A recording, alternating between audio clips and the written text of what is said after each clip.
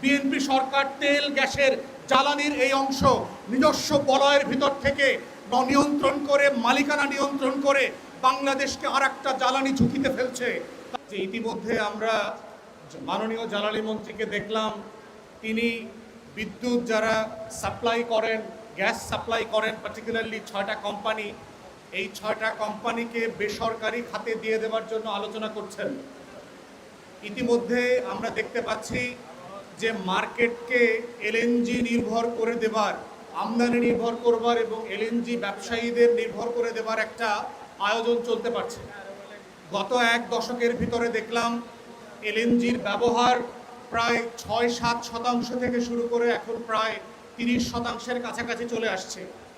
এবং দেখেন, যেই গ্যাসে একসময় আমরা স্বয়ংসম্পূর্ণ ছিলাম, আপনাদের প্রয়োজনে আমাদের নিজস্ব বাপেক্সকে দিয়ে আমাদের গ্যাস উত্তোলন করবার চেষ্টা, আয়োজন পুরোপুরি শূন্যের কাঠামোতে নিয়ে আসছে।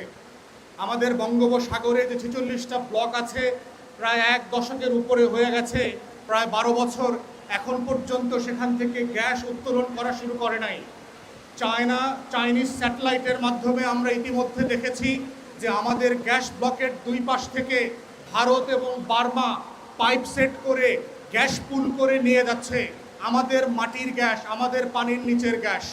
এবং পরিকল্পিতভাবে আমাদের জ্বালানি খাতকে বেসরকারি খাতে দিয়ে দেওয়া এবং আমদানি নির্ভর করে দেওয়া হচ্ছে বাংলাদেশের স্বাধীনতা, সার্বভৌমত্ব এবং জাতীয় নিরাপত্তার জন্য মারাত্মক হুমকি। এবং আজকেই মাত্র গতকালকে দেখলাম মাননীয় প্রধানমন্ত্রী বলছেন বার্মা থেকে ওরা কি এলএনজি আমদানি করবার চিন্তা করছেন। এটা কি আপনারা বুঝে শুনে এই কথাগুলো বলছেন?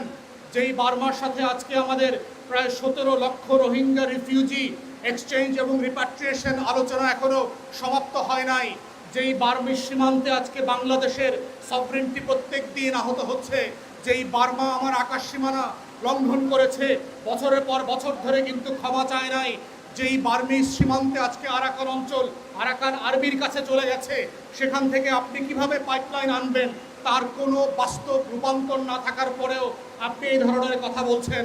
তাই আমরা দেখতে পাচ্ছি কুইক রেন্টালে বিদ্যুতে যেভাবে আওয়ামী লীগ পুরো বিদ্যুৎ খাতকে দখল করবার চেষ্টা করেছে এবং গত বছরগুলোতে সভরেন ক্লজ দিয়ে, স্বাধীন বাংলাদেশের রাষ্ট্রীয় আয়োজন দিয়ে এটার নিরাপত্তা ঝুঁকিতে ফেলে দিয়েছে, একইভাবে দেখতে পাচ্ছি বিএনপি সরকার তেল গ্যাসের জ্বালানির এই অংশ নিজস্ব বলয়ের ভিতর থেকে নিয়ন্ত্রণ করে, মালিকানা নিয়ন্ত্রণ করে বাংলাদেশকে আরেকটা জ্বালানি ঝুঁকিতে ফেলছে।